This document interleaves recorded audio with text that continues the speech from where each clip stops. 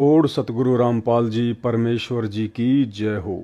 सभी भाई बहनों को पवन दास की तरफ से प्यार भरा सत साहिब। भाई और बहनों, आज 7 दिवसीय साध संगति का समापन है।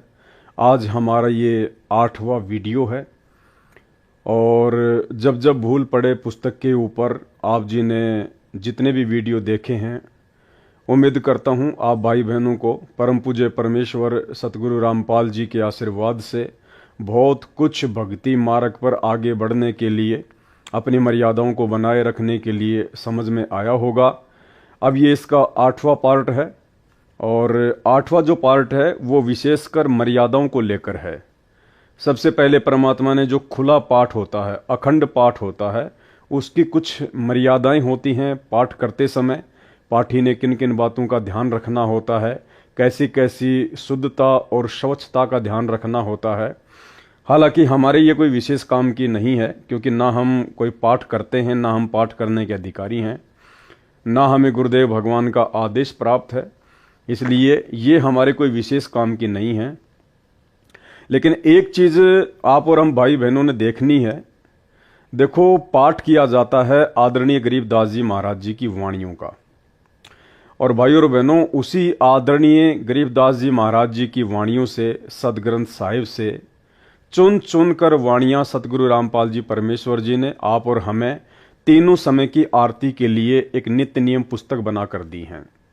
कहने का मतलब है, गरीबदास जी महाराज जी की वाणियों का जो 3 दिन का अखंड पाठ होता है, उस पाठ को करने में कितनी सावधानियां बरती जाती हैं, कितना ध्यान रखना पड़ता है हर बात का। तो आप और हम सभी भाई बहनों ने भी उन्हीं आदरणीय गरीबदास जी महाराज जी के सदग्रंथ साहिब से चुन चुन कर कबीर परमेश्वर सतगुरु रामपाल जी परमेश्वर जी के द्वारा निकाली गई वाणियां, जिनको नित्य नियम पुस्तक बनाकर आप और हमारे को नित्य नियम करने के लिए, रोजाना जिनका पाठ करने के लिए तीनों समय की आरती के रूप में दी गई है, आप और हम भाई बहनों ने भी उतनी ही सावधानी और स्वच्छता से उस नित्य नियम के गुटके को संभाल के रखना है।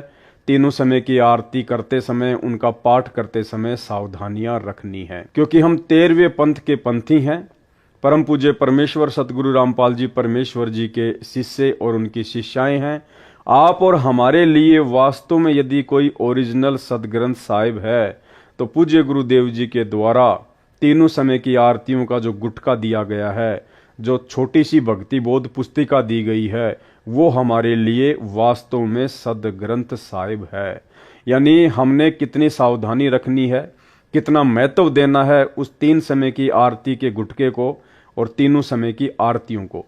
तो कुछ कुछ पॉइंट हम लेंगे इससे। खुले तथा अखंड पाठ की मर्यादा, गुरुदेव जी का आदेश, तो ये आप और हमारे लिए विशेष नहीं है, इसलिए हम केवल उसी बात को लेंगे जो हमारे लिए विशेष हो। इसमें 11 नंबर का पॉइंट है, जिसमें परमात्मा ने आदेश दिया है कि पाठी को सामान्य विधि से पाठ पढ़ना है। हनुमान चालीसा की तरह राग रूप में या अन्य बोली की लय में रामायण की तरह बिल्कुल नहीं पढ़ना है। जबकि आप और हम सभी भाई बहन अच्छे से जानते हैं कि सतगुरुदेव भगवान की आवाज़ में आदरणीय गरीबदास जी महाराज जी की वाणियाँ जो 50 घंटे की हैं, जो आप सभी भाई बहनों के घरों में पाठ रूप में चल रही हैं, और सतलोक आश्रम मैनेजमेंट हरियाणा के द्वारा गुरुदेव भगवान की आवाज़ में उन आश्रमों में पाठ शुरू करने से पहले जो भगत अपने मुंह से बोलकर पाठ किया करते थे 3 दिन का, तो आप और हमें अच्छे से पता है कि किस प्रकार से वो लय में गाया करते थे, राग में गाया करते थे, भजन की तरह उसका पाठ किया करते थे। वाणियां उन भक्तों की यूट्यूब पर बहुत ज़्यादा शेयर की जाती थी। तो अंतर्यामी परमात्मा ने देखा कि इनको तो पाठ करना भी ढंग से नहीं आता है, इसलिए परमात्मा ने 11 नंबर पॉइंट में उनको निर्देशित किया कि पाठी को सामान्य विधि से पाठ करना है, यानी नॉर्मल तरीके से उसको पढ़ना है, किसी भजन की तरह या लय में या हनुमान चालीसा की तरह या रामायण की तरह नहीं पढ़ना है। पाठी को सामान्य विधि से पाठ पढ़ना है, हनुमान चालीसा की तरह राग रूप में या अन्य बोली की लय में रामायण की तरह बिल्कुल भी नहीं पढ़ना है। और भी बहुत सारे पॉइंट हैं। पाठ जो भी करेगा उसके लिए क्या नियम है। जो माई बहन बेटी बिंदी लगाकर आती है वे पाठ पढ़ सकती हैं। काजल या अन्य श्रृंगार व चमकीले कपड़ों वाली, बालों को डाई करने वाले, लिपस्टिक लगाकर माई बहन बेटी या भगत पाठ पर नहीं बैठना है। यानी परमात्मा ने बिल्कुल निर्देशित कर दिया है इस अखंड पाठ के माध्यम से। आप और हम भाई बहनों को शिक्षा केवल ये लेनी है 17 नंबर पॉइंट से कि अब हम सत्सेवक जो तीनों समय का पाठ करते हैं अपने घर पर, नित्य नियम, असुर निकंदन रमेणी और संध्या आरती, तो भाई और बहनों आपका वो तीनों समय का नित्य पाठ, वो तीनों समय की आरतियां उसी समय परमात्मा के चरणों में समर्पित होंगी। उसी समय आपकी तीनों समय की पाठ की वाणियां सही मानी जाएंगी जब आप इन नियमों का पालन करेंगे। यानी सतगुरु रामपाल जी भगवान के भगत बनने के बाद में यदि आप भक्ति बोध पुस्तक को हाथ में लेके पाठ करते हैं तो ध्यान रखना, एक तो आपने काजल बिल्कुल भी नहीं लगाना है। अन्य श्रृंगार का मतलब है किसी भी प्रकार का सोना चांदी या आर्टिफिशियल का गहना आपने नहीं पहनना है। चमकीले कपड़े बिल्कुल भी नहीं पहनने हैं। बालों को डाई बिल्कुल भी नहीं करना है। लिपस्टिक लगाकर माई बहन बेटी या भगत पाठ पर नहीं बैठ सकते। तो ये कुछ नियम बता दिए परमात्मा ने। अगर आप इन मर्यादाओं को तोड़कर अपने घर पर तीनों समय का पाठ नित्य नियम की पुस्तक से करते हैं तो आपका पाठ सतगुरु रामपाल जी भगवान को समर्पित नहीं माना जाएगा। सिर पर छज्जेदार टोपी पहनकर पाठ नहीं पढ़ सकते। यानी कोई भी भाई बहन जो है तीनों समय का जो नित्य नियम जो करता है अपने घर पर या कहीं भी, उसको टोपी पहनकर पाठ नहीं करना है। टोपी मतलब जिसके आगे वो छज्जा होता है, टोपी जिसको हम कहते हैं कैप, वो पहनकर उसने पाठ नहीं करना है। केवल सामान्य टोपा या टोपी पहनकर पाठ पढ़ सकते हैं। जिस प्रकार से हम सत्सेवक भाई बहन सफेद कलर का एक कपड़ा अपने सिर पर बांधकर तीनों समय का पाठ करते हैं, तो परमात्मा कहते हैं कि आप जी इस प्रकार से केवल सामान्य टोपा या टोपी पहनकर पाठ पढ़ सकते हैं। रुमाला पहनना आवश्यक नहीं है। आगे देखिए, चवर सेवा 24 घंटे करना अनिवार्य नहीं है, कभी भी बंद कर सकते हैं जब वो पाठ किया जाए। और जो डाई करना नहीं त्याग सकते, जो अपने बालों में डाई करना नहीं त्याग सकते, उनको पाठ पर बैठने व चवर सेवा करने की कोई आज्ञा नहीं है। तो ध्यान रखना है हम सत्सेवक भाई बहनों ने, अपने बालों में डाई हमने बिल्कुल भी नहीं लगानी है, वरना आपका जो पाठ आपके घर पर चलता है वाणियां परमात्मा की, वो आपको संपूर्ण लाभ नहीं देंगी। कुछ बहनें या माताएं श्रृंगार लिपस्टिक लगाकर या काजल लगाकर आती हैं, उनको पाठ पर न बैठने दें। ये आदेश हैं गुरुदेव भगवान के। कुछ बहनें या माताएं श्रृंगार यानी सोने चांदी वगैरह पहन के आना, लिपस्टिक लगाना या काजल लगाकर आती हैं, उनको पाठ पर न बैठने दें, चवर सेवा भी न करने दें। ऐसी पाप आत्माओं को आश्रम में भी न आने दो। नोट कर लो, ये सख्त आदेश है गुरुदेव के सतलोक आश्रम मैनेजमेंट हरियाणा को कि आश्रमों में जो पाठ चलता है उस पाठ में ऐसी पाप आत्माओं को तो एंट्री भी नहीं होनी चाहिए। लेकिन उसके बावजूद भी आपको सब पता है 90% हार श्रृंगार करने वाली माता बहनें ही सतलोक आश्रम मैनेजमेंट हरियाणा में उनके भंडारों में जाती हैं। इन लोगों को गुरुदेव भगवान के आदेश से कोई लेना देना नहीं है, इनको केवल ज्योति और पाठ का पैसा चाहिए। तो हम सत्सेवक भाई बहनों ने इस 25 नंबर के पॉइंट को आधार बनाकर अपने गुरुदेव के आदेश की पालना करनी है। हम सत्सेवक भाई बहनों ने ना कि 3 समय का पाठ करते समय, बल्कि अब हमने कभी भी अपने जीवन में इस प्रकार का आडंबर नहीं करना है। ना ये हार श्रृंगार करना है, ना कोई सोना चांदी पहनना है, ना लिपस्टिक लगाना है, ना काजल लगाना है। हमने किसी भी प्रकार का कोई भी आडंबर, जिस आडंबर से गुरुदेव भगवान बहुत नाराज होते हैं और उनके सख्त आदेश हैं, हमने अपने जीवन में इन आडंबरों को कोई जगह नहीं देनी है। तभी हमारा तीनों समय का पाठ जो है गुरुदेव भगवान के चरणों में समर्पित होगा। सतनाम प्राप्त को रोकना है। यदि आगे से ऐसा न करने का आश्वासन दे तो श्रृंगार उतार कर तथा काजल साफ करके आने दो। सारनाम प्राप्त को बिल्कुल कंसेशन नहीं है। सारनाम प्राप्त यदि सोना चांदी पहनेगा, हार श्रृंगार करेगा, काजल वगैरह लगाएगा, डाई लगाएगा, चमकीले भड़कीले कपड़े पहनेगा, तो परमात्मा कहते हैं उनको कोई छूट नहीं है, कोई कंसेशन नहीं है जिसको सारनाम प्राप्त है। काजल व श्रृंगार वाली तो चाहे कोई भी मंत्र प्राप्त है, पाठ पर नहीं बैठने देना है। तो हम सत्सेवकों ने भी ध्यान रखना है, कोई आडंबर हमने अपने घर पर नहीं करने हैं। भक्तजनों को निर्देश। अखंड पाठ में नियमों का पालन संबंधी जानकारी। यह अखंड पाठ हमारे भी कोई विशेष कोई काम का नहीं है। ये पाठ के दौरान सबसे अहम नियम, यानी सतलोक आश्रमों में जो पाठ प्रकाश होता है 3 दिन का, उसमें परमात्मा क्या कह रहे हैं? पाठ के दौरान सबसे अहम नियम, सबसे मुख्य नियम क्या है? नजर नेक रखें, यानी आपको गंदी नजर नहीं रखनी है। किसी भी माता बहन के ऊपर कोई गंदी नजर नहीं रखनी है। मन में कोई दोष वगैरह नहीं होना चाहिए। नीयत साफ रखें, मन में दोष द्वेष न रखें, पक्षपात ना करें, परमात्मा से डरें, बहन बेटी माई को बुरी नजर से न देखें, पाप को मन में जगह न दें। जबकि भाई और बहनों, ये सारे अवगुण सतलोक आश्रम मैनेजमेंट हरियाणा वालों में जो लोग पाठ प्रकाश पर बैठते हैं उनमें कूट कूट कर भरे हैं, कूट कूट कर। तो आपका पाठ करवाना उन आश्रमों में कितना लाभदायक है, कितना आपको पुण्य मिलेगा, ये आप जी भली भांति परमात्मा के द्वारा बताए गए इस नियम से समझ सकते हैं। पाठ के दौरान सबसे अहम नियम, तो आप और हमने, जो हम सत्सेवक हैं, हम जो अपने घर पर पाठ करते हैं तीनों समय का, नित्य नियम, असुर निकंदन रमैणी और संध्या आरती, तो परमात्मा कहते हैं पाठ के दौरान सबसे अहम नियम, नजर नेक रखें, नीयत साफ रखें, मन में दोष द्वेष न रखें, पक्षपात न करें, परमात्मा से डरें, बहन बेटी माई को बुरी नजर से न देखें, पाप को मन में जगह ना दें।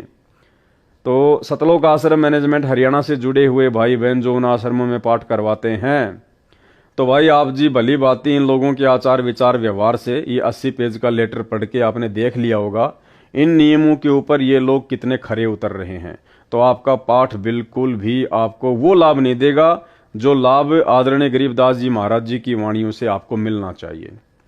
जो सेवादार व पाठी इन नियमों को खंड करेगा, उसके द्वारा किया गया पाठ लाभ के स्थान पर हानि करेगा, उसे भी कष्ट उठाना पड़ेगा, पाठ करने वाले को भी कष्ट उठाना पड़ेगा, और जो पाठ करवा रहा है उसको भी लाभ की जगह क्या मिलेगा? हानि करेगा उसको, हानि। और यही कारण है पाठ करवाते करवाते, ज्योति करवाते करवाते भी सतलोक आश्रम मैनेजमेंट हरियाणा वाले परमात्मा से दूर होते जा रहे हैं। और भी कुछ इसके नियम हैं।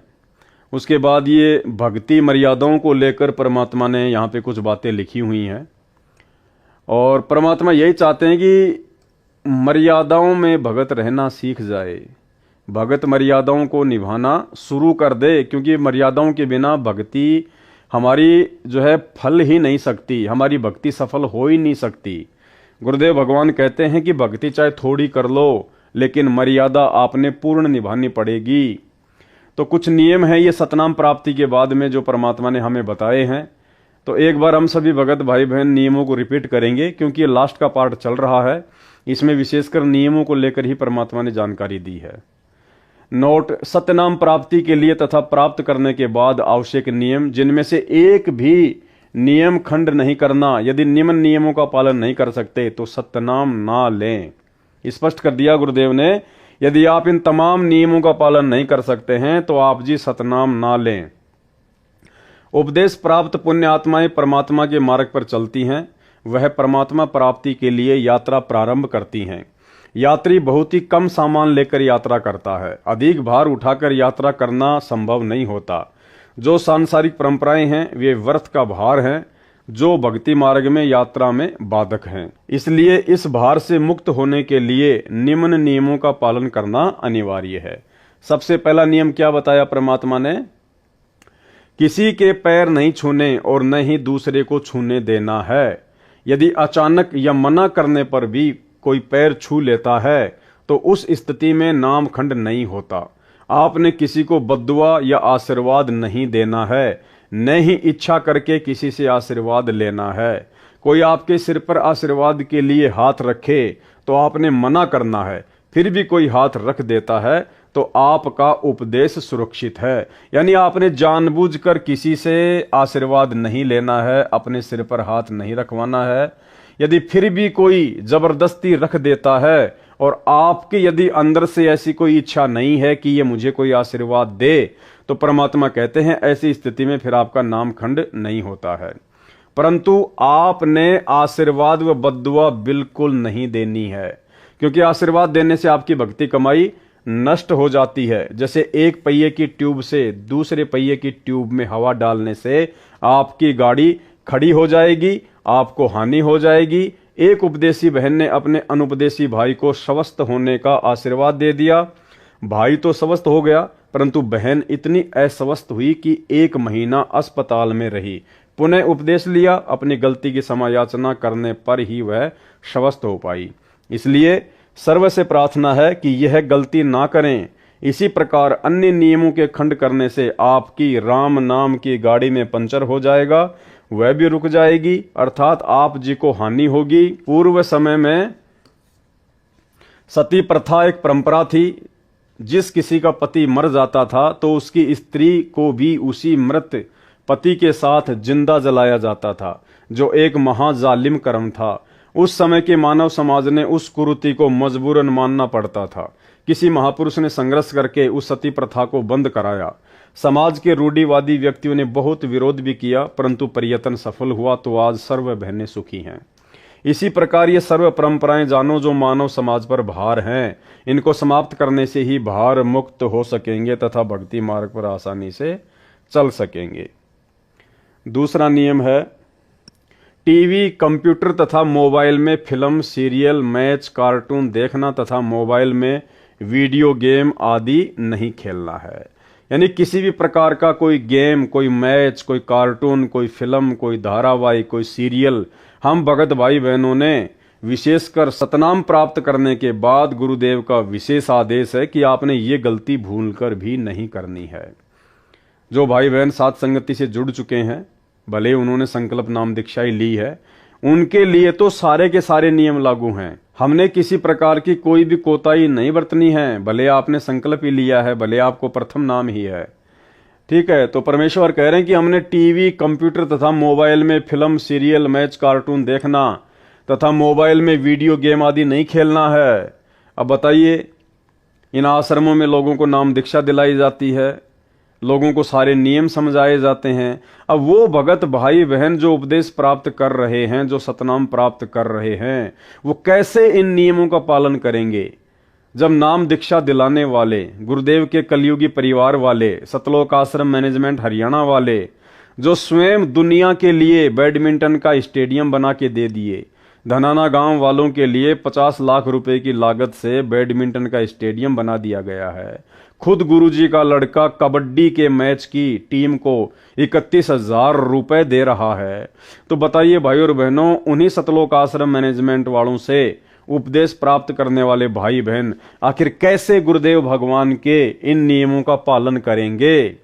लेकिन इन नियमों का पालन भाई और बहनों आप और हम सत्सेवकों ने विशेष तौर पर करना है, यदि भक्ति मार्ग पर सफल होना है तो। नंबर 3, किसी को दान बिना सिला कपड़ा, सीधा आदि नहीं देना है। देखो क्या कह रहे हैं परमात्मा, किसी को दान बिना सिला कपड़ा, सीधा नहीं देना है। सीधा का मतलब क्या होता है? सीधा का मतलब होता है आटा, चावल, दाल, चीनी, नमक, चाय पत्ती, साबुन, इसको कहते हैं सीधा सामान देना। जबकि आपने इसी पुस्तक में पीछे पढ़ा कि जब 2020 में कोरोना आया, उस समय मेरे विशेष सेवादारों ने, सतलोक आश्रम मैनेजमेंट हरियाणा वालों ने गांव-गांव में जाकर आटा, दाल, चीनी, चावल, साबुन, तेल, चाय पत्ती ये बांटा। तो भाई ये परमात्मा का नियम है, 3 नंबर नियम है कि जब हमें सतनाम प्राप्त हो जाता है तो हमने किसी भी भगत को सीधा सामान नहीं देना है, बिल्कुल भी बिना सिला हुआ कपड़ा भी किसी को दान में नहीं देना है, किसी को पहनने के लिए नहीं देना है। यदि किसी को आवश्यकता है तो आप जी अपने पहने हुए कपड़े उसको दे सकते हैं, आपने बिना सिले हुए तो कपड़े भी किसी को नहीं देने, अन्यथा वो उसको बेचकर उसके पैसे का दुरुपयोग कर सकता है। इतनी सावधानी हमने बरतनी है। तो परमेश्वर का स्पष्ट आदेश है, किसी को दान बिना सिला कपड़ा नहीं देना है, सीधा आदि नहीं देना है। सीधा आदि मतलब आपने किसी को भी खाने पीने का जो कच्चा सामान है वो नहीं देना है। भाई फिर वो परमात्मा 2020 में हिसार जेल से आदेश देके कोरोना काल में कैसे अपनी ही मर्यादा तुड़वाकर, अपने ही वचन को तुड़वाकर दुनिया वालों के लिए आटा, दाल, चावल, चीनी, साबुन, तेल ये वितरित करवाएगा। तो ये सारा का सारा मनमाना आचरण था सतलोक आश्रम मैनेजमेंट हरियाणा का। किसी को दान, बिना सिला कपड़ा, सीधा आदि नहीं देना है, नहीं किसी धार्मिक स्थल, मंदिर, मंडी के लिए पैसे देने हैं, न ही उनके किसी भंडारे में जाना है। जैसे धर्मशाला, गली पक्की करने, कुआं तथा तालाब जोहड़ की खुदाई, खेतों के सांझले नाले की खुदाई तथा अन्य इसी प्रकार के सामूहिक सामाजिक कार्यों के लिए पैसा दे सकते हैं। जैसे आप किसी गांव में रहते हैं, आप किसी कॉलोनी में रहते हैं, तो शहरों में तो सारे काम सरकार करती है, नगर निगम करता है। ये विशेषकर गांव में समस्या आती है। जैसे गांव में सभी लोग इकट्ठा होकर आपस में पैसे इकट्ठे करके ट्यूबवेल वगैरह लगवा लेते हैं, जोहड़ की खुदाई करवा लेते हैं, कोई तालाब वगैरह बनवाते हैं, गांव में कोई सड़क वगैरह जो है वो बनवाते हैं। तो परमात्मा कहते हैं अगर कोई सामाजिक काम है, सामाजिक काम का मतलब आप जिस गांव में रहते हैं, आप जिस कॉलोनी में रहते हैं, और यदि वहां पर सभी लोग मिलकर और अपनी सुविधा के लिए यदि इस प्रकार का कोई कार्य करवाते हैं जिनसे हमारी मर्यादा ना टूटती हो, तो ऐसे में हम सहयोग कर सकते हैं। जो भी हमारे हिस्से में पैसा आएगा हम उनको दे सकते हैं। तो ये होता है सामाजिक काम। ऐसा नहीं है कि समाज में कहीं और जगह काम हो रहा है, किसी दूसरे गांव में कोई सामाजिक काम हो रहा है और उस गांव के लोग हमारे से चंदा मांगने आ जाएं और उस सामाजिक काम का हम कोई यूज ही नहीं करते, तो हमने उनमें कोई सहयोग नहीं करना। जिस कॉलोनी में, जिस गांव में हम रह रहे हैं और वहां के लोग यदि आपस में मिलकर सांझला कोई काम करते हैं, गांव वाले, जो पूरे गांव के काम आता है, जिसको हम भी यूज करते हैं, कोई नलका, कोई ट्यूबवेल, कोई पशुओं के पानी पिलाने के लिए तालाब वगैरह, जोहड़ वगैरह, और जैसे गांव में कोई ट्यूबवेल लगवाया, उसकी मोटर वगैरह जल गई, सभी लोग आपस में पैसा इकट्ठा करके नई ट्यूबवेल लेके आते हैं। तो ऐसी चीजों में हम सहयोग दे सकते हैं, ना कि किसी दूसरे गांव में हो रहे सामाजिक काम में सहयोग करना है, बिल्कुल भी नहीं। नंबर 4, माथे पर तिलक न लगाना है और न ही लगवाना है। भात में पटड़े पर नहीं चढ़ना है, गले में माला नहीं डलवानी है और न ही डालनी है, और न ही किसी की झोली में पैसे डालने या लेने हैं। यदि दोनों पक्ष उपदेशी हैं तो विवाह केवल असुर निकंदन रमैणी करके साधारण विधि से करना है तथा भात परंपरा को समाप्त करना है। कोई त्योहार, जागरण, मुंडन, धार्मिक अनुष्ठान, जन्मदिन, छठी आदि नहीं मनाना है, न ही उसमें जाना व सहयोग करना है। स्पष्ट आदेश है परमात्मा के, ध्यान रखना।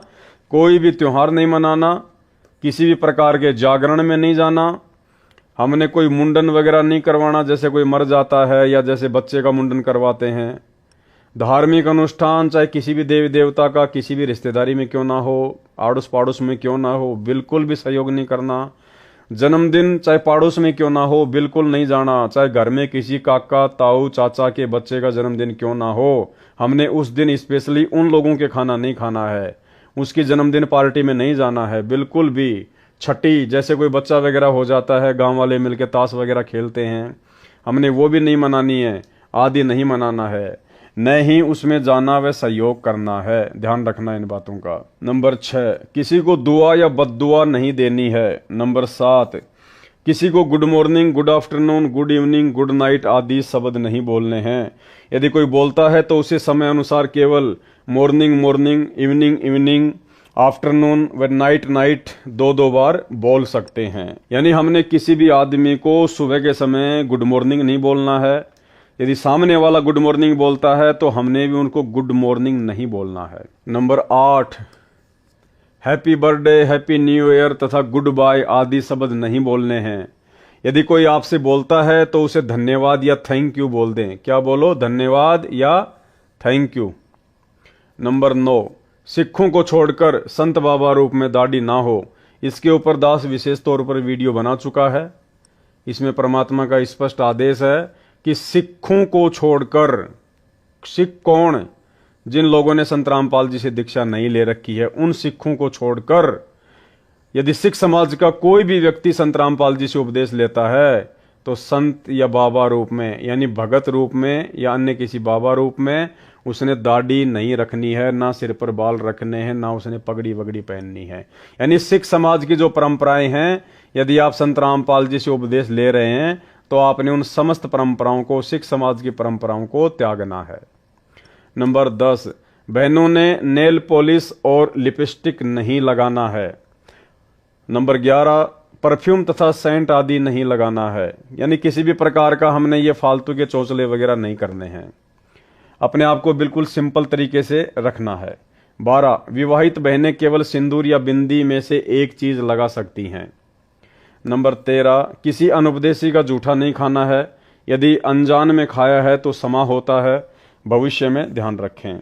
नंबर 14, हाथों पर मेहंदी नहीं लगानी है, किसी बीमारी के कारण लगा सकते हैं। हाथों में मेहंदी लगाने से नाम खंड होता है। सिर बालों में रंग, काली मेहंदी या डाई नहीं लगानी है। यदि आपको कोई प्रॉब्लम है, कोई दिक्कत है, डॉक्टर यदि आपको सर में मेहंदी लगाने की सलाह देता है ठंड के लिए, तो आप जी ठंड के लिए लगा सकती हैं। बाकी सफ़ेद बालों को काला करने के लिए या युवा दिखाई देने के लिए बिल्कुल भी हमने डाई का या मेहंदी का प्रयोग नहीं करना है।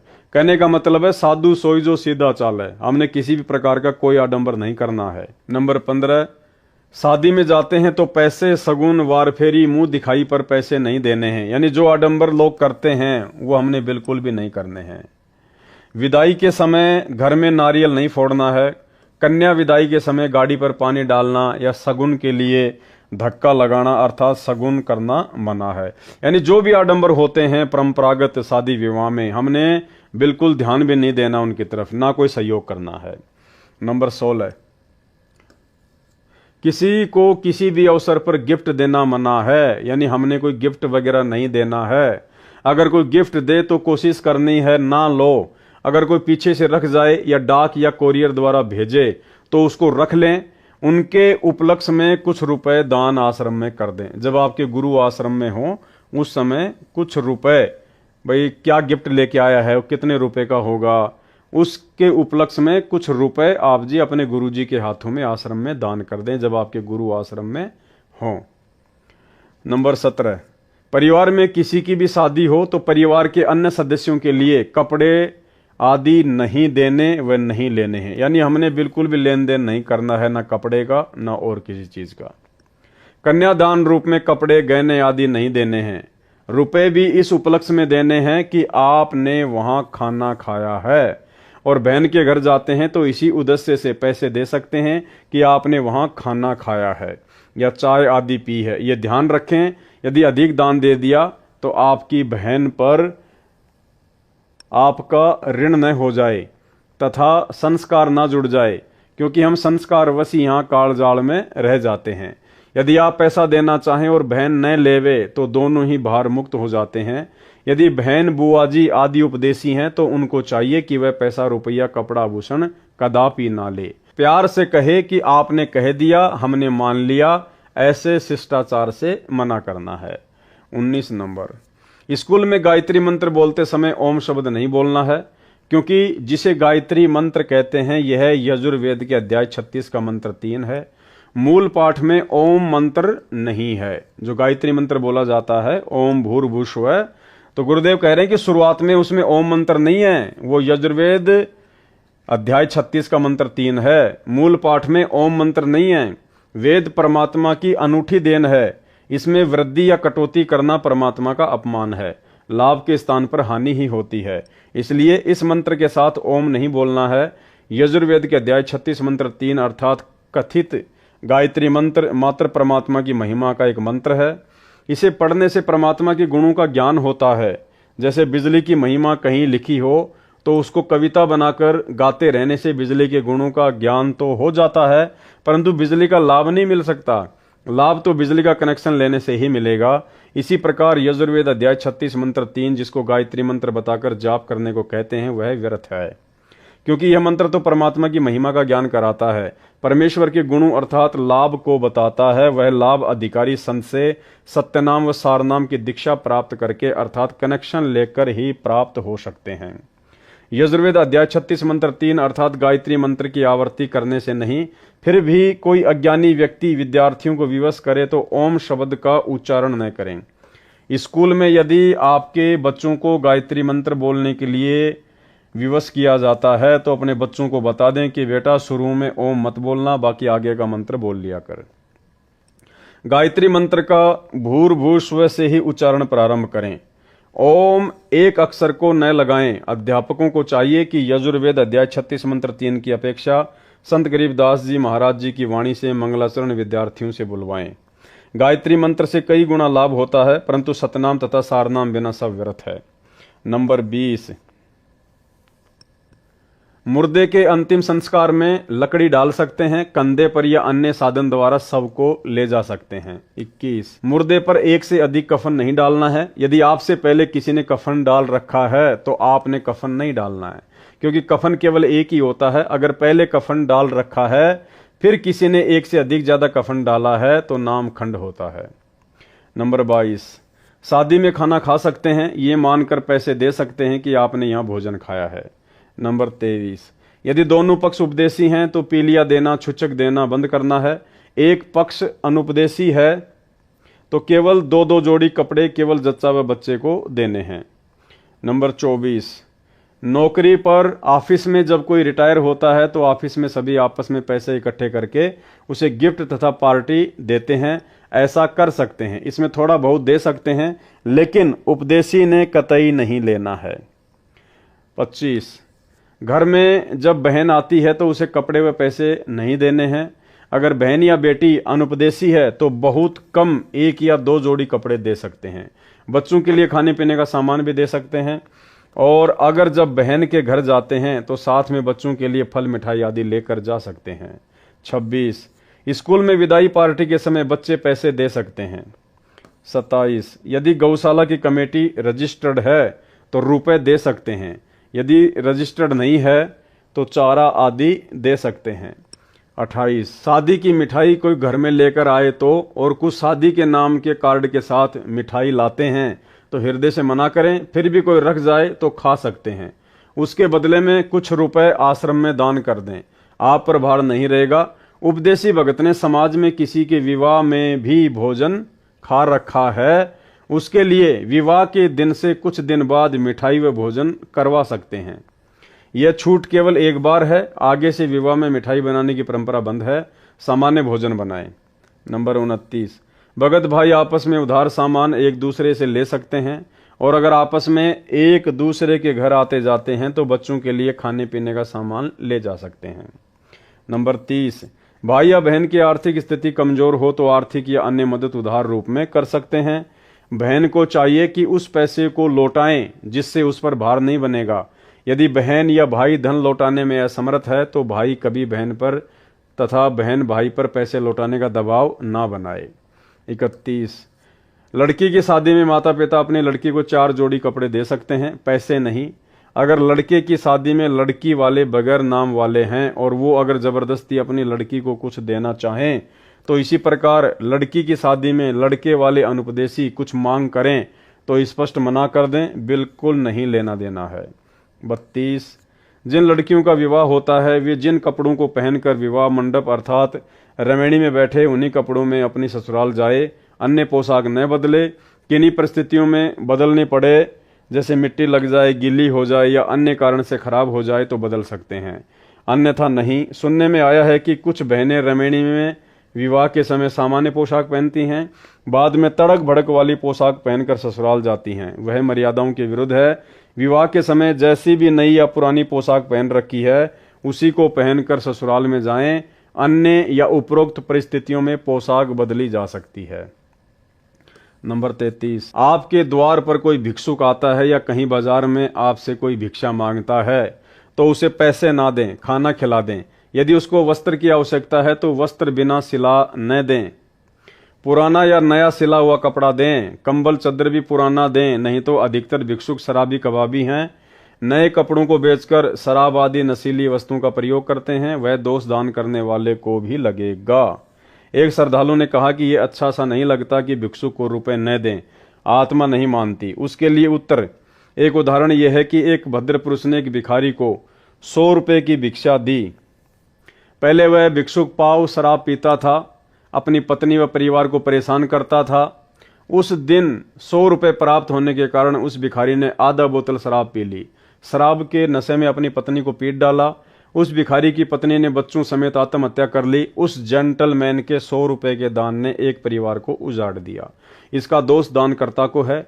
गीता में लिखा है कि कुपात्र को किया दान लाभ के स्थान पर हानि ही करता है। कबीर परमेश्वर जी भी कहते हैं, गुरु बिन माला फेरते, गुरु बिन देते दान, गुरु बिन दोनों निष्फल है, चाहे पूछो वेद पुराण। नंबर 34, किसी भी नियम के खंडित हो जाने पर आपको परमेश्वर जी से मिलने वाला लाभ बंद हो जाएगा। जैसे बिजली का कनेक्शन कट जाने पर सर्व लाभ बंद हो जाते हैं, जो कार्य बिजली से होने थे वे रुक जाते हैं। इसी प्रकार परमात्मा की शक्ति से जो आपको तथा आपके परिवार को लाभ मिलना था वह रुक जाता है। एक बहन ने बताया कि उसके पति ने दीक्षा भी ले रखी है, किसी भी नियम का पालन नहीं करता। इसी प्रकार एक भगत ने अपनी पत्नी की शिकायत की, उसके विषय में यह जाने कि उनका नाम खंडित हो चुका है। ऐसे व्यक्तियों का कोई भयंकर पाप कर्म है। नाम खंडित होने पर वह पाप कर्म अपना प्रभाव करके हानि करेगा। जब तक मर्यादा में रहकर भक्ति करते हैं तो वह पाप कर्म हानि नहीं कर सकता। एक बहन ने ऐसे ही नाम खंडित कर रखा था। कुछ वर्षों के बाद उसकी जीभ में कैंसर का रोग हो गया। उस बहन से पूछा कि अब क्या आपको टीवी देखना, लिपस्टिक लगाना अच्छा लगता है? उसने रोते हुए कहा, नहीं। इसी प्रकार परिवार व शरीर में हानि से बचने के लिए तथा परमात्मा से लाभ प्राप्त करके मोक्ष प्राप्ति के लिए मर्यादा में रहें, अन्यथा पाप कर्म आपको नुकसान कर देगा। इसलिए सर्व पुण्यात्माओं से पुनः निवेदन है कि सर्व नियमों का विधिवत पालन करके मानव जीवन को सफल बनाएं तथा पूर्ण मोक्ष प्राप्त करके सदा सुखी बने। ये ध्यान रखना भाई और बहनों, आगे काम आएगा। यानी सतगुरु रामपाल जी भगवान हमें जो उनके आध्यात्मिक नियम हैं, जो भक्ति के नियम हैं, परमात्मा ने 34-35 नियम हमारे को बता दिए। इनमें कोई छूट नहीं है, कोई कंसेशन नहीं है। और स्पष्ट तौर पर परमात्मा कह रहे हैं कि इसलिए सर्व पुण्यात्माओं से पुनः निवेदन है कि सर्व नियमों का विधिवत पालन करके मानव जीवन को सफल बनाएं तथा पूर्ण मोक्ष प्राप्त करके सदा सुखी बने, सतलोक में निवास करें। यानी नियमों में कोई छूट किसी भी प्रकार की किसी के लिए भी नहीं होगी। जो विद्यार्थी शिक्षा समय में मौज मस्ती करते हैं वे शिक्षा से वंचित रह जाते हैं, आजीवन कष्ट उठाते हैं। जो शिक्षा के समय में मौज मस्ती न करके लगन से शिक्षा पूरी कर जाते हैं तो उनको विद्यालय में किए प्रयत्न का फल बाहर क्षेत्र में नौकरी द्वारा प्राप्त होता है। इसी प्रकार सर्व मानव परमात्मा प्राप्ति के विद्यालय में विद्यार्थी यानी भगत हैं। जो भगत मौज मस्ती करते हैं, भक्ति तथा नियमों का पालन न करके अन्य प्राणियों के शरीरों में घोर कष्ट उठाएंगे। जो लगन के साथ मर्यादा में रहकर परमेश्वर कबीर जी की भक्ति साधना जगत गुरु संत रामपाल जी महाराज से प्राप्त करके आजीवन करते रहेंगे, उनको सतलोक में सर्व सुविधाएं प्राप्त होंगी। वहां वृद्ध अवस्था नहीं है, मृत्यु भी नहीं होती। ऐसा ही जीवन है। नर नारी व परिवार है, वह कभी मृत्यु को प्राप्त नहीं होता। इसलिए सत्य भक्ति करके अपना जीवन सफल बनाएं। जिस सत्य भक्ति से आपको यहाँ भी सर्व आवश्यक सुख सुविधाएं प्राप्त होंगी तथा पूर्ण मोक्ष भी मिलेगा। अब एक चीज ध्यान रखना भाई और बहनों, ये इस पुस्तक के लास्ट में जो ये नियम वगैरह लिखे गए हैं ये सतगुरु रामपाल जी परमेश्वर जी ने नहीं लिखे हैं, क्योंकि पुस्तक सतलोक आश्रम मैनेजमेंट हरियाणा वालों ने छपवाई है और बाद में इन्होंने नियम खुद लिखे हैं। ये सतनाम प्राप्ति के बाद में जो 34 नियम है ये सतलोक आश्रम मैनेजमेंट हरियाणा वालों ने खुद इस पुस्तक में लिखे हैं और नियम वही हैं जो सतगुरु रामपाल जी भगवान हमें देते हैं, यानी कोई छूट नहीं किसी भी प्रकार की। तो पहले तो इन लोगों ने ये 34-35 नियम लिख दिए सारे के सारे। अब उसके बाद में ये क्या लिख रहे हैं, विशेष छूट, समाज में स्थान बनाने के लिए विशेष छूट दी जाती है। संत रामपाल दास का निवेदन दिनांक 17 फरवरी 2018 से लागू। अब ध्यान रखना भाई और बहनों, ऊपर परमात्मा ने हमारे को सतनाम के 34 नियम बता दिए। उसमें परमात्मा कह रहे हैं कि इन नियमों का यदि आप विधिवत पालन करोगे, यानी प्रत्येक नियम का पालन करोगे तो ही आपका जन्म मरण का रोग कटेगा, आपको परमात्मा से मिलने वाला लाभ मिलेगा, अन्यथा नहीं मिलेगा।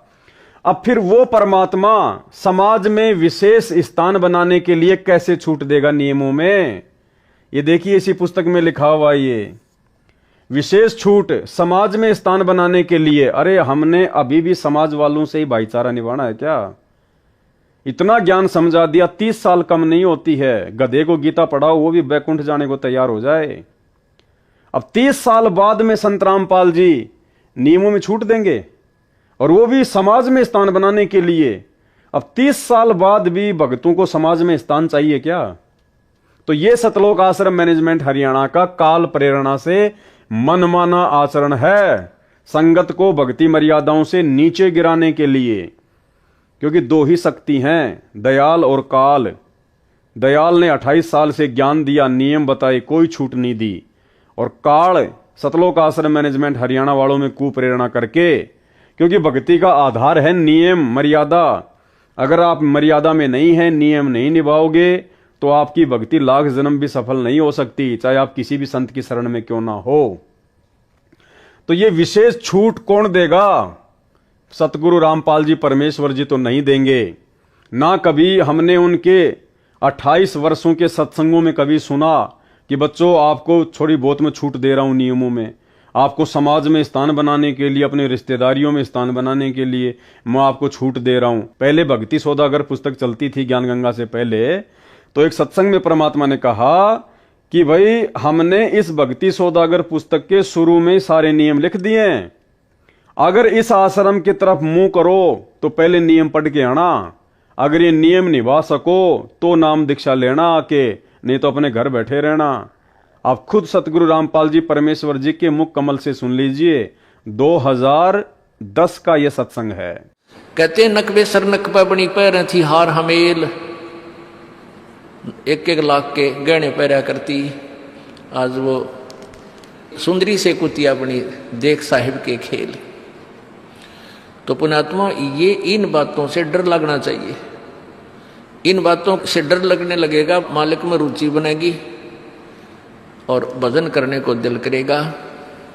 और ये लोग दिखावा जो ड्रामा है, नाचा कूदी, ये बकवाद मन में आवे को नहीं, ये कहने की आवश्यकता नहीं पड़े। दास ने कैसा मत करियो, हाँ कहना तो पड़ता है एक बार बालक को, कुछ दिनों के बाद फिर आपकी रुचि ना बढ़े। इतना तो इस दास को विश्वास हो गया है कि परमात्मा के बच्चे भगवान को पहचानने लग गए, क्योंकि अब शिक्षित समाज है। आपको नाम दिया जाता है, नाम देने से पहले सब नियमों से परिचित कराया जाता है। और हमने ये पुस्तक बनाई है भक्ति सौदागर को संदेश, इसके प्रथम अध्याय में ही हमने नियमों का पूरा विस्तार से विवरण दिया है कि कोई भी पुण्यात्मा इस आश्रम की तरफ आएगा तो पहले तैयार होकर आवे। पहले क्या होता था कि भक्तजन समझाते थे, नाम ले लो तुम्हारा कल्याण हो जाएगा, बड़े सुख होते हैं, यहाँ आ जाते थे उपदेश लेने, और यहाँ आकर के हम फिर उनको लिस्ट दिखाते थे, ये नियम निभाने हैं, तो भाग जाते थे कि नहीं हमारा भी ये नियम नहीं नंबर, क्योंकि वो उल्टे रंग में रंगे हुए वो सारे। तो अब उनको पहले ये लिख कर दे दिए कि तुम तैयार होकर आ जाना, तुम्हारा मन मानने तो आना, क्योंकि कल्याण होगा इस मर्यादा में रहने से। तो अब ये दास देख रहा है कि अब कितना डर लगता है बहन बेटी भाइयों को, बच्चों को। अब वो कहीं, क्योंकि समाज हमारा जो है सारा का सारा समाज काल प्रेरित है, उन्हीं क्रियाओं को कर रहा है जो ना करने वाली होती हैं। और हमारा भक्त एक घर में एक व्यक्ति ने नाम ले लिया और 5-6 व्यक्ति वो सारे शास्त्र विरुद्ध साधक हैं, तो उनके साथ संघर्ष बनता है बेचारे का जा करके। फिर भी वो इतना दृढ़ है, डरता है, आकर पूछता है जी मेरे पे ऐसी गलती होगी, मेरा नाम तो खंड नहीं हो गया, आगे से नहीं करूंगा। तो कहने का भाव ये है कि पहचानने लग गए तुम परमात्मा को और संघर्ष करना सीख गए, आप सफल होगे, देख लेना एक दिन। ये नाखून पालिश लगाते हैं, ओठों पर इसी बूंदी शकल बना लेते हैं, लाल वो लगा कर लिपस्टिक, इतना बेहुदी शकल बन जाती है। कहते हैं अब ऐसी मर्यादा बन गई, बहन बेटियां कहते हैं कि हम ऑफिस में जाते हैं तो ये लिपस्टिक वगैरह नहीं लगाते, नेल पेंट नहीं लगाते, तो क्या कहते हैं उस दूसरे कि तुम्हारे घर में कोई मर गया क्या? अरे थारा गजब भैया, ये बकवाद करने तो सारे जी जाओगे तुम, अकल खत्म होगी। यानी एक मर्यादा बन गई, जो ऐसे उल्टे काम ना करे उसने हे समझन लागे। निरंजन धन तेरा दरबार जहां तनिक नहीं न्याय विचार, सारे उल्टे काम में राजी रहे। लेकिन हमारी बेटियां अब संघर्ष करती हैं कि हाँ उनको ज्ञान हो गया, वो तो बालक हैं, कुछ भी कह सकती हैं। तो अब हम सबको बताते हैं ये ऐसा नहीं करना, क्योंकि पहले हमारा ज्ञान गांव में ज्यादा चला था। इस दास ने गांव में जाकर प्रचार किया, तो वहां तो ये था को ना लिपस्टिक का फंड था, ना कोई नाखून पालिश लाया करती, मेहंदी मुंदी ला लेती, तो यार वो भी मना कर दिया हमने, समझा दिया कि इसका कोई फायदा नहीं है, अपना भक्ति करो। तो वो तो सब एक साधारण सी बात थी, छोड़ छाड़ दी। अब शहरों में फैल गया परमात्मा का जो ज्ञान है। अब शहरों से जो बेटियां आती हैं वो सारे तो नाखुनानी सी बुरी हालत सनाए पाओगी। और इधर बिहार में तो और बेगन हो रहा है, कति बुढ़ी बालक सारे लाल ये नाखुना न कति नो कुसुती तरह पेंट करके लाओगे नो चमकान दे। अब इनको समझाना पड़ता है कि ये नहीं करोगे तो मान जाते हैं कि नहीं आगे नहीं करेंगे हम, कि इनकी आवश्यकता भी क्या है। भगवान ने तो कितने सुंदर नाखून पहले बना के दे रखे, इन पर क्या फायदा और बकवाद करने की। तो मालिक ने जो अंग दे रखे हैं वो बहुत अच्छे बना के दे रखे हैं, इसमें हमको फेरबदल करें ये हमारी वो लोग दिखावा मेकअप है, इसकी हमें आवश्यकता नहीं। अब तो हम आपको बता रहे हैं, समझा रहे हैं पहली बार, फिर आप पे सियाने हो जाओगे, आपकी अब पर रुचि ना करे।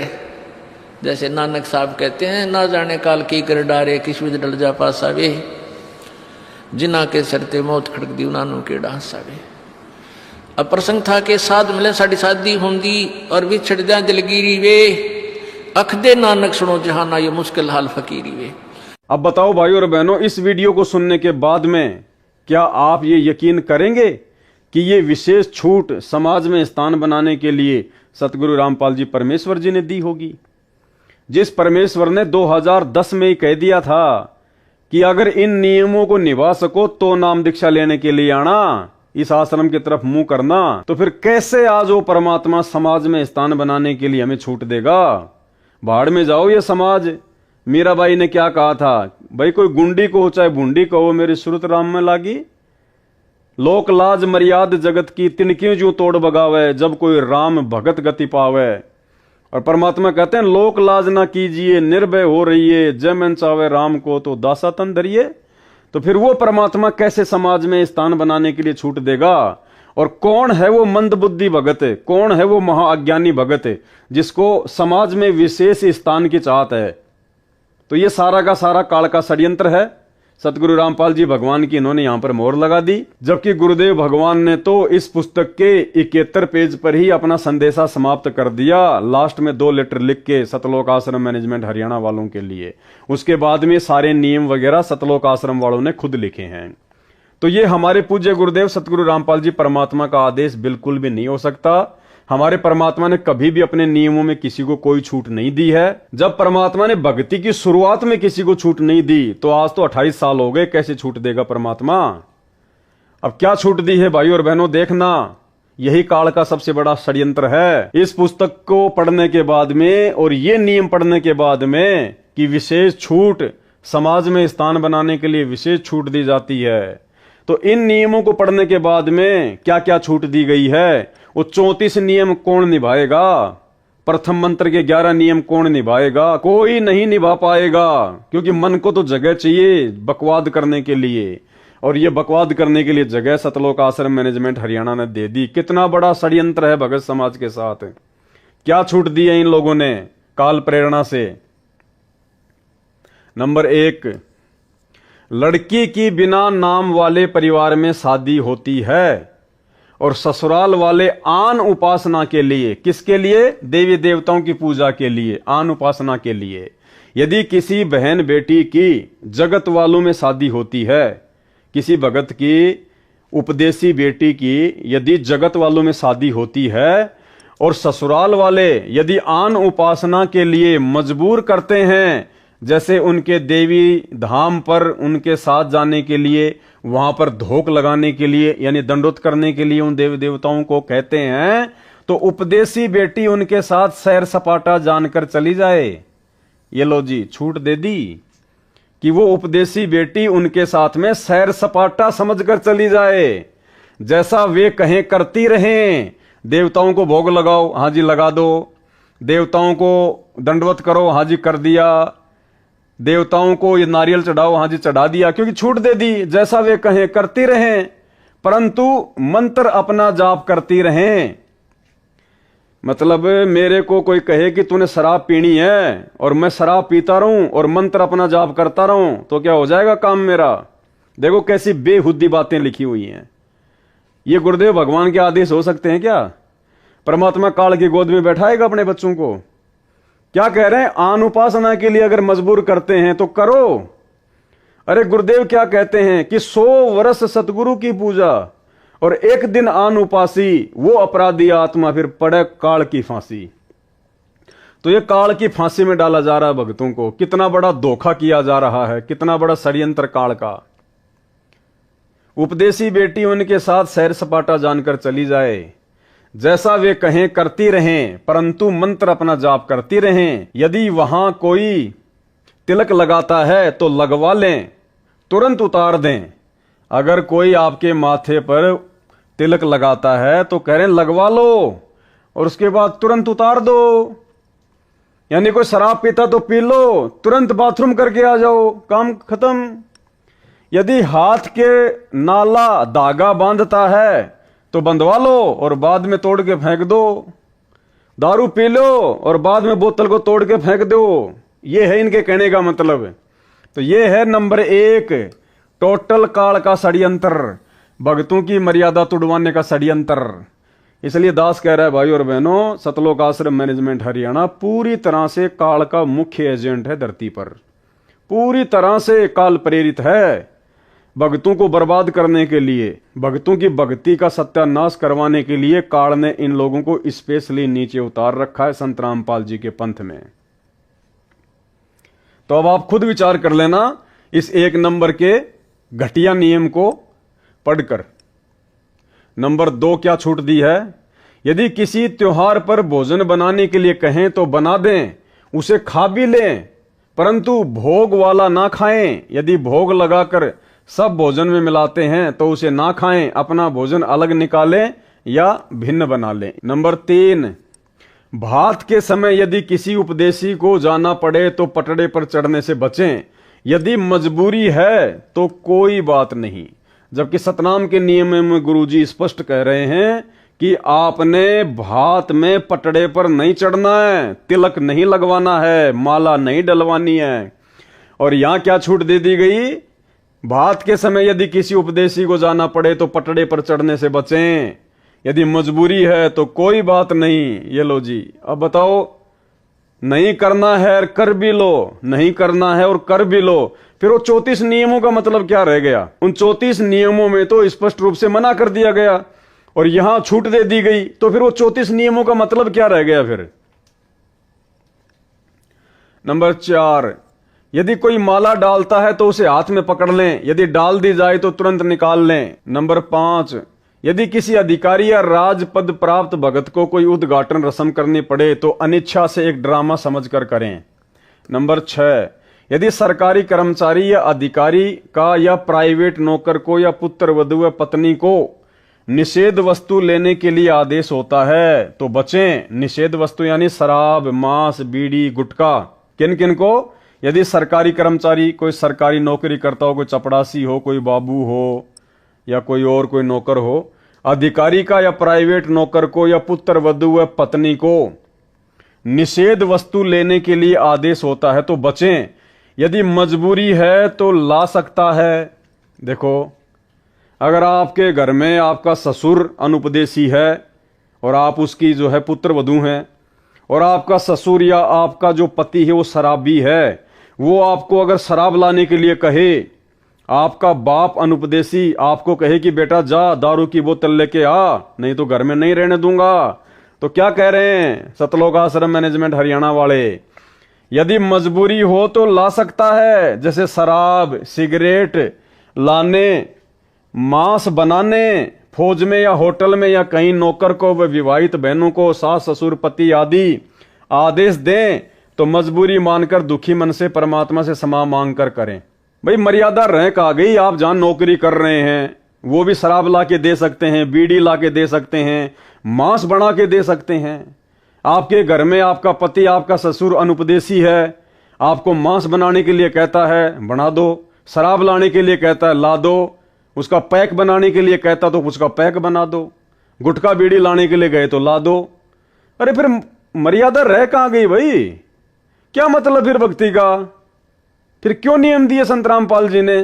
क्यों इतना वो प्रयत्न कर रहे हैं 30 साल से? अगर ये सारे कुक्रम करने हैं तो फिर नियम देने की जरूरत क्या पड़ गई थी गुरुजी को? तो ये सारा का सारा आपकी आंखों के सामने भाई और बहनों, कितना बड़ा षड्यंत्र इस 80 पेज के लेटर में। आप भाई बहनों की मर्यादा तुड़वाने के लिए यानी परमात्मा ने जो कहना था इस 80 पेज के लेटर में पिछले 7 वीडियो में आप भाई बहनों को अच्छे से समझवा दिया। उसके बाद देखो लास्ट में काल का षड्यंत्र, यानी कोई 5 किलो देसी घी का हलवा बनाए और उसमें फिर 1 मुट्ठी बालू रेत की डाल दे। वो काम सतलोक आश्रम मैनेजमेंट हरियाणा ने ये विशेष छूट दे के नियमों में बाद में कर दिया।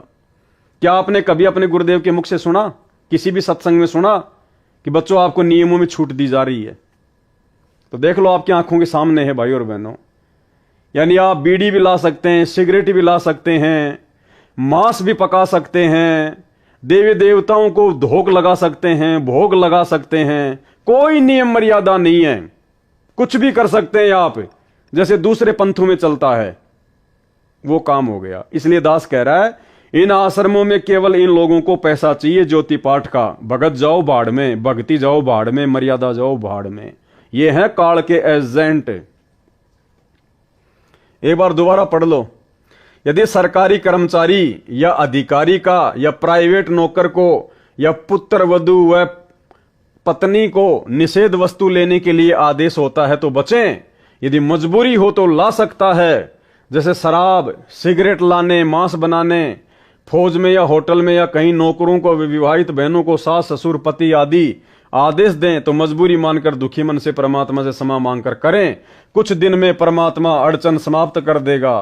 भाई मर्यादा टूटेगी, उसको काल उठा ले जाएगा तो हो गई समस्या समाप्त। फिर पहले उनको मना करें कि मैं ये पाप नहीं कर सकता, फिर भी जोर दें तो कहें कि इसका पाप आपको लगेगा, कहकर कर दें। यानी आपको कोई जबरदस्ती दारू पिलाने का प्रयास करे तो पहले तो मना करो और उसके बाद में लेके गिलास लगा के मुंह के गट गट पी के बोल दो कि तेरे को पाप लगेगा। बताओ ये कोई जायज बात है कोई? अरे फिर संघर्ष क्या है? फिर 28 साल से गुरुजी ने इतना ज्ञान क्यों दिया? फिर जब ये काम करने थे तो मजबूर तो काल करेगा।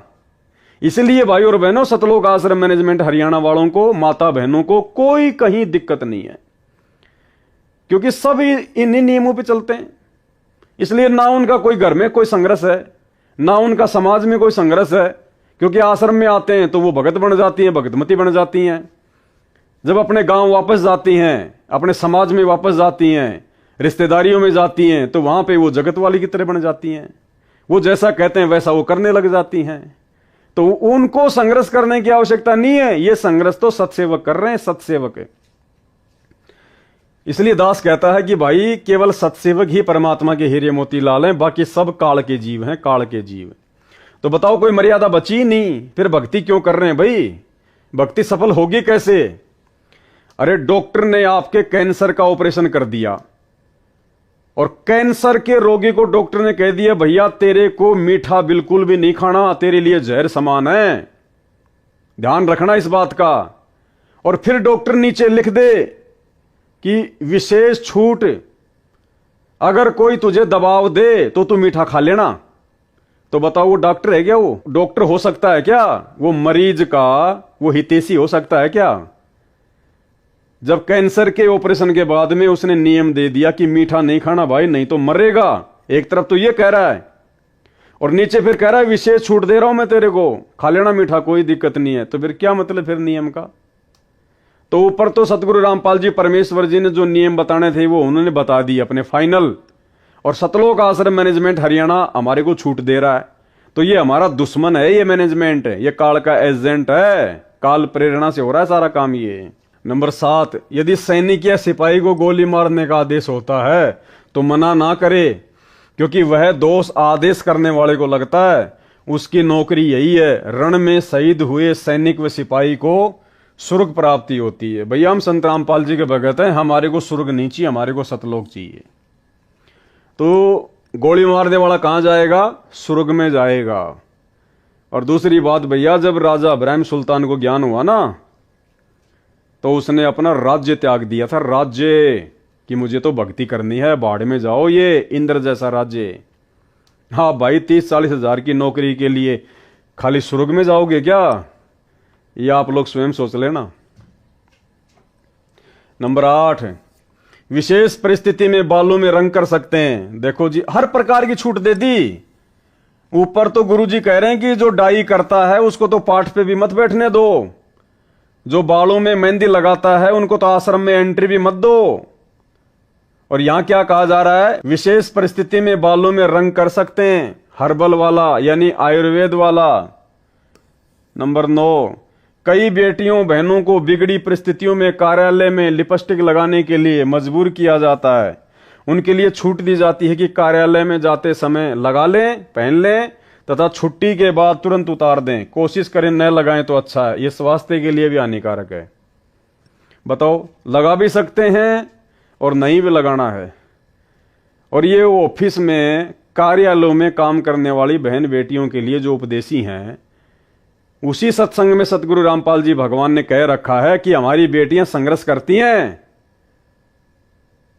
इन लोगों की तरह सतगुरु रामपाल जी भगवान ने छूट नहीं दी अपने सत्संग में उनको कभी कि भाई आप जिस भी ऑफिस या कार्यालय में काम करती हो तो आप जी लिपस्टिक लगा लिया करो और जब शाम को वापस आओ तो उतार दिया करो। नहीं, गुरुजी ने कहा कि हमारी बहन बेटियां संघर्ष करने लग गई। उनको पता नहीं तरह तरह की बातें बोली जाती हैं, लेकिन वो किसी की बात पे ध्यान नहीं देती। गुरुजी ने कभी छूट नहीं दी।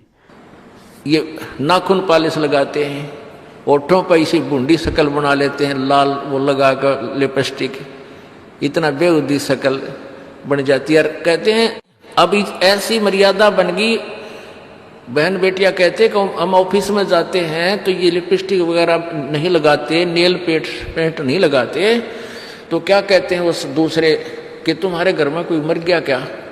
अरे थारा गजब भैया, ये बकवाद करने तो सारे जी जाओगे तुम, अकल खत्म होगी। यानी एक मर्यादा बन गई, जो ऐसे उल्टे काम ना करे उसने हे समझन लागे। निरंजन धन तेरा दरबार जहां तनिक नहीं न्याय विचार, सारे उल्टे काम में राजी रहे। लेकिन हमारी बेटियां अब संघर्ष करती हैं कि हाँ उनको ज्ञान हो गया, वो तो बालक हैं, कुछ भी कह सकती हैं। तो भाई और बहनों, ये छूट कौन दे रहा है? काल प्रेरणा। यही तो है खेल सारा का सारा यहां पे, दयाल का और काल का। तो समझो भाई और बहनों इस पूरे के पूरे काल चक्कर को। देखो, परमात्मा ने कोई कसर नहीं छोड़ी हमारे को 30 साल से अनमोल भक्ति ज्ञान देने में। आज जेल में बैठ के भी परमात्मा हर पल हमारे को मर्यादाओं का ही पाठ पढ़ा रहा है। बार बार हिसार जेल से जो विशेष संदेश आ रहे हैं, परमात्मा मर्यादाओं को लेकर ही हमारे को सख्त कर रहा है कि बच्चों, अगर मर्यादा नहीं है तो चाहे आपको सार नाम मिल जाए, चाहे सार शब्द मिल जाए, चाहे प्रथम नाम मिल जाए, आपकी भक्ति कभी सफल हो ही नहीं सकती। और मर्यादाओं में कोई कंसेशन नहीं है, कोई छूट नहीं है। तो ये छूट कौन दे रहा है? सतलोक आश्रम मैनेजमेंट हरियाणा। तो सतलोक आश्रम मैनेजमेंट हरियाणा आपका दोस्त है या आपका दुश्मन है? तो भाई और बहनों विचार कर लेना, बाद में यह मौका नहीं मिलेगा। थोड़ा सा समय बचा है आप और हमारे पास में भगत बनने का। बाद में सर पर हाथ रख के रोओगे, कुछ भी हाथ नहीं लगेगा। ये वर्तमान में इतना संघर्ष परमात्मा जो अपने दासों को निमित्त बनाकर करवा रहे हैं, भाई अगर समझदार हो तो विचार कर लेना, बाद में कुछ हाथ नहीं लगेगा। तो अब ज्यादा मैं कुछ कहूंगा नहीं, क्योंकि जो भी कुछ आप लोगों ने इस 80 पेज के लेटर में देखा, सुना, पढ़ा, समझदार को तो वही पर्याप्त है।